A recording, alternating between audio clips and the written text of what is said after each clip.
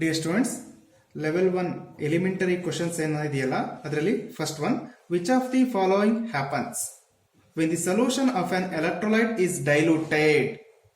ನೋಡಿ ನಿಮಗೆ ಒಂದು ಸೊಲ್ಯೂಷನ್ ಕೊಟ್ಟಿದ್ದಾರೆ, ಆ ಸೊಲ್ಯೂಷನ್ ನೀವು ಡೈಲ್ಯೂಟ್ ಮಾಡ್ತಾ ಹೋಗ್ತೀರಾ. ಡೈಲ್ಯೂಟ್ ಮಾಡ್ದಂಗೆಲ್ಲ ಸ್ಪೆಸಿಫಿಕ್ ಕಂಡಕ್ಟೆನ್ಸ್ ಅಥವಾ conductivity and then equivalent conductance ಏನಾಗುತ್ತೆ ಅಂತ ಕೇಳ್ತಾ ಇದ್ದಾರೆ. ಸ್ಪೆಸಿಫಿಕ್ ಕಂಡಕ್ಟೆನ್ಸ್ ನ ಕಂಡಕ್ಟಿವಿಟಿ ಅಂತ ನಾವು ಇಂಡಿಕೇಟ್ ಮಾಡ್ತೀವಿ. Specific conductance depends on the number of ions present in per unit volume ಅಂತ ಇಂಡಿಕೇಟ್ ಮಾಡ್ತೀವಿ.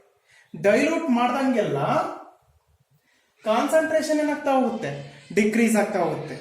ಕಾನ್ಸಂಟ್ರೇಷನ್ ಡಿಕ್ರೀಸ್ ಆಗ್ತಾ ಇದೆ, ಬಟ್ ವಾಲ್ಯೂಮ್ ಏನಾಗ್ತಾ ಹೋಗ್ತಾ ಇದೆ, volume will be increases. Okay, concentration decrease ಆಗ್ತು ಅಂತ ಅಂದ್ರೆ ಸ್ಪೆಸಿಫಿಕ್ ಕಂಡಕ್ಟೆನ್ಸ್ ಕೂಡ ಏನಾಯ್ತು, ಡಿಕ್ರೀಸ್ ಆಗ್ತಾ ಹೋಗುತ್ತೆ. ಕಾನ್ಸಂಟ್ರೇಷನ್ ಡಿಕ್ರೀಸ್ ಆಯ್ತು, specific conductance also decreases. But equivalent conductivity is increases. Specific conductance is decreases, equivalent conductivity is increases. ಹಾಗಾದ್ರೆ ಆಪ್ಷನ್ ಏನಾಗುತ್ತೆ? Yes, option 3 is correct.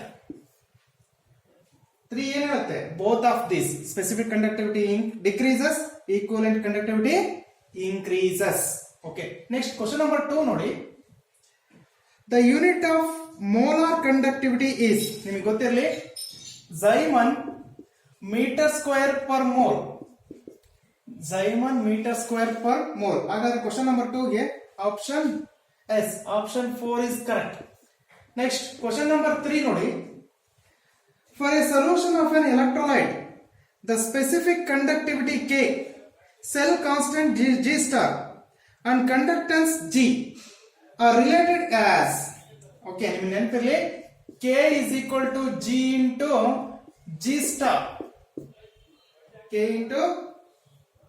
equal to G into G star. G ಅಂದ್ರೆ conductance, K ಅಂದ್ರೆ ಕಪ್ಪ ಅಥವಾ specific conductance. G star ಅಂದ್ರೆ ಏನಂತ indicate ಮಾಡ್ತೀವಿ? Cell constant. This is cell constant, conductivity, specific conductance. This is specific conductance ಅಥವಾ conductivity ಅಂತ indicate ಮಾಡ್ತೀವಿ. ಓಕೆ, ಹಾಗಾದ್ರೆ ಆಪ್ಷನ್ ಚೆಕ್ ಮಾಡಿ. ಈಗ G ತಗೊಳ್ಳೋಣ. G is equal to K divided by G star. ಬರೀಬಹುದಾ? G is equal to G star ಏನಾಗುತ್ತೆ? K divided by G star ಆಗುತ್ತೆ. ಹಾಗಾದ್ರೆ option 2 is correct. K equal to G into G star. But ಅಲ್ಲಿ 4 option ಅಲ್ಲಿ G equal to, ನೋಡಿ G ತಗೋದಾಗ ಈ G star ಏನಾಗುತ್ತೆ? K divided by G star ಆಗುತ್ತೆ. That's why option 2 is correct for question number 3. Next question number 4 ನೋಡಿ. On dilution the equivalent conductivity of an solution increases rapidly in case of, okay, ಇದರಲ್ಲಿ weak base ಆದೆಯೋ ಇದು equivalent conductivity of a solution ಏನಾಗ್ತಾ ಹೋಗುತ್ತೆ? Rapidly increase ಆಗುತ್ತೆ. Weak base ಯಾವುದು? Yes, option 3 is correct. Question number 4 ಗೆ option 3 ಏನ್ ಬರುತ್ತೆ? Option 3 is correct. NH4OH. This is weak base. Next question number 5. Question number 5 ಏನಿದೆಯಪ್ಪ? In an electrochemical cell,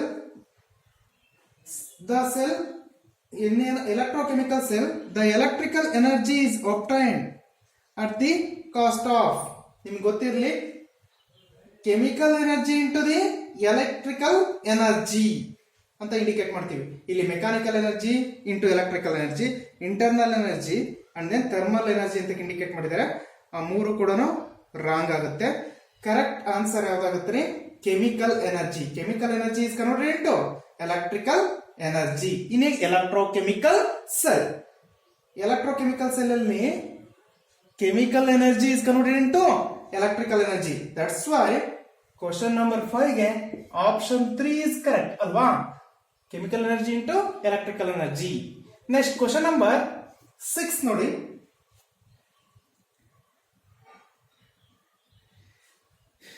The device used to bring about non-spontaneous redox reaction by supplying electrical energy is called.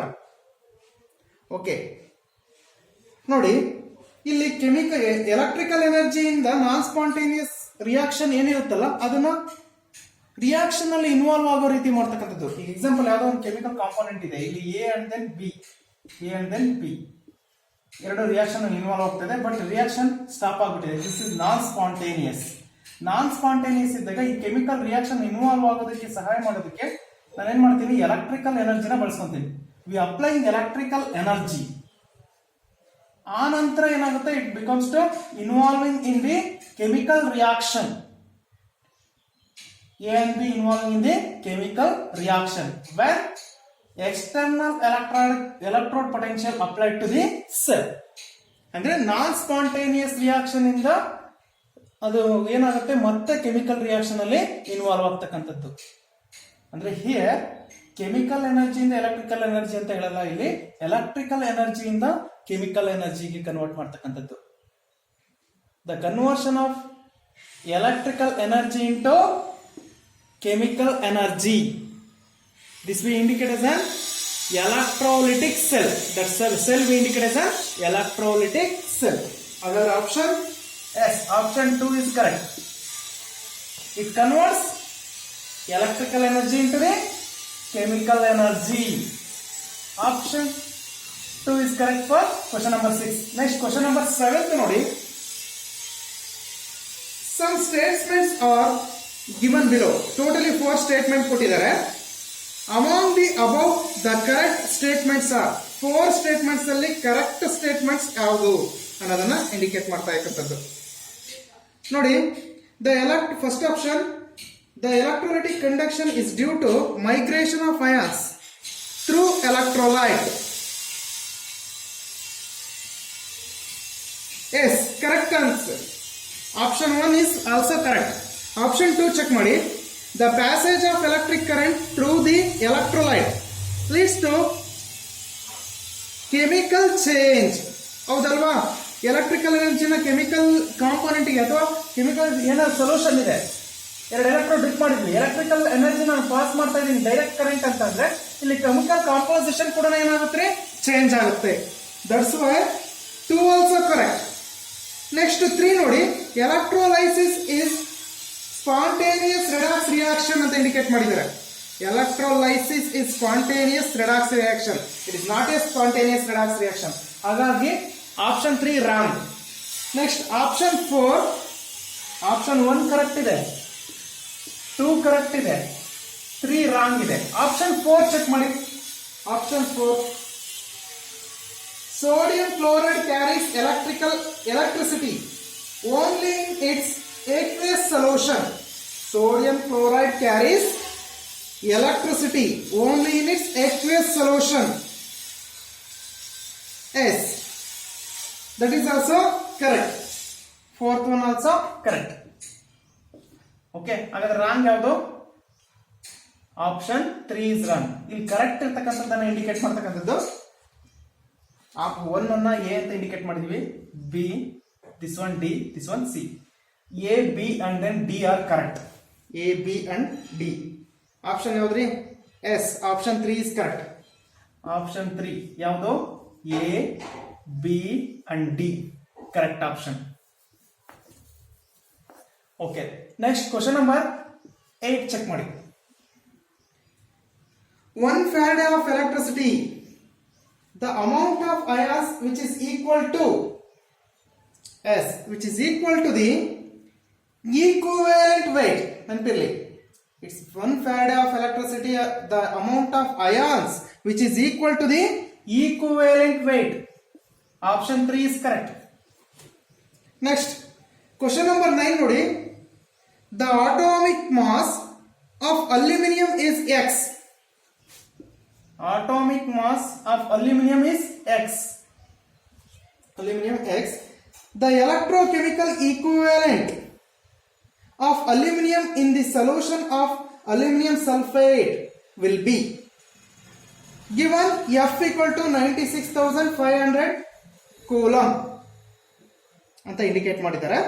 ನಿಮಗೆ already ಗೊತ್ತಿದೆ valency of aluminium ಏನಾಗುತ್ತೆ ರೀ, aluminium ಕೊಟ್ಟಿರೋದು valency ಏನಾಗುತ್ತೆ, valency of aluminium, valency of aluminium is 3 ಅಲ್ವಾ.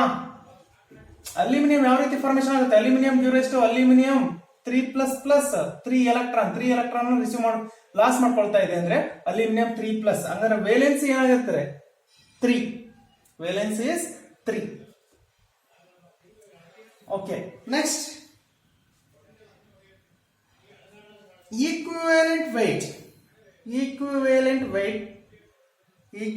weight of aluminum is equal to the x divided by 3. x divided by 3. x ಅನ್ನು ಹೇಳುತ್ತೆ atomic mass ಅಥವಾ ಮೋಲಾರ್ ಮಾಸ್, ಡಿವೈಡ್ ಬೈ 3 ಅಂದ್ರೆ valency factor. Okay, molar mass divide by valency factor. That's why E of aluminum is equal to the x divided by 3 ಅಂತ indicate ಮಾಡ್ತೀವಿ, x divided by 3. ಹಾಗಾದ್ರೆ z equal to ನಿಮಗೆ ಗೊತ್ತಿದೆ equivalent conductance z equal to E divided by 96,500. Z equal to E divided by 96,500. This is Faraday constant. E ಅಂದ್ರೆ equivalent weight, Z ಅಂದ್ರೆ equivalence, chemical equivalence. E ಅಂದ್ರೆ ಏನಂತ indicate ಮಾಡಿದೀವಪ್ಪ ಅಲ್ಲಿ, E is equal to x by 3 ಅಂದ್ರೆ Z equal to ಏನಾಗುತ್ತೆ S, x divided by 3 into 96,500 ಆಗುತ್ತಲ್ವಾ, E into 96,500. ಅದನ್ನ 96,500 ನ Faraday ಅಂತ ಕನ್ಸಿಡರ್ ಮಾಡ್ಬೋದೇನ್ರಿ, ಫ್ಯಾರಡೆ ಅಂತ ಕನ್ಸಿಡರ್ ಮಾಡ್ಬೋದಾ, ಎಸ್ ಫ್ಯಾರಡೆ ಕನ್ಸಿಡರ್ ಮಾಡಿದ್ರೆ ಏನಾಗುತ್ತೆ ಅದು Z equal to x divide by 3 ನ 3 ಹಾಗೆ ಬರ್ಕೊಳ್ಳಿ, 96,500 ನ ಫ್ಯಾರಡೆ ಅಂತ ಬರ್ಕೊಳ್ಳಿ. ಏನಾಗುತ್ತೆ option Z equal to x divided by 3f. Z ಅಂದ್ರೆ ಕೆಮಿಕಲ್ ಈಕ್ವಿವೆಲೆನ್ಸ್. ಹಾಗಾದ್ರೆ ಆಪ್ಷನ್ ಯಾವ್ದಾಗುತ್ತೆ ರೀ, option 2 is correct. Electrochemical equivalent of aluminum in solution of aluminum sulfate will be x divided by 3f. ಹೇಗೆ ಸರ್ ಬರ್ಕೊಂಡ್ರಿ, already x ಕೊಟ್ಟಿದ್ದಾರೆ mass, valency of aluminium is 3. E of aluminum ಅಥವಾ equivalent weight of aluminum is equal to the atomic mass divided by valency factor. ನಿಮ್ಗೆ ನೆನಪಿರಲಿ atomic mass x ಅಂತ ಕೊಟ್ಟಿದ್ದಾರಲ್ಲಿ, ಹಾಗಾಗಿ x ಅಂತ ಬರ್ಕೊಂಡಿದ್ದೀನಿ, divide by valency factor is 3. ನಮಗೆ formula ಗೊತ್ತಿದೆ, Z ಅಂದ್ರೆ chemical equivalent is equal to the E divide by F ಅಂತ. E ಡಿವೈಡ್ ಬೈ F ಅಂದ್ರೆ ಫ್ಯಾರಡೆ ಕಾನ್ಸ್ಟೆಂಟ್ 96,500. ಈಗ ಆಲ್ರೆಡಿ ಹೇಳಿದೆ ನಾನು, E is equal to the x divided by 3, ಅದನ್ನೇ ಬರ್ಕೊಂಡಿದ್ದೀನಿ, x divided by 3 into 96,500. This 96,500 we written as Faraday, capital F. X divided by 3f is the answer. Your option 2 is correct. Option 2 is correct for question number 9.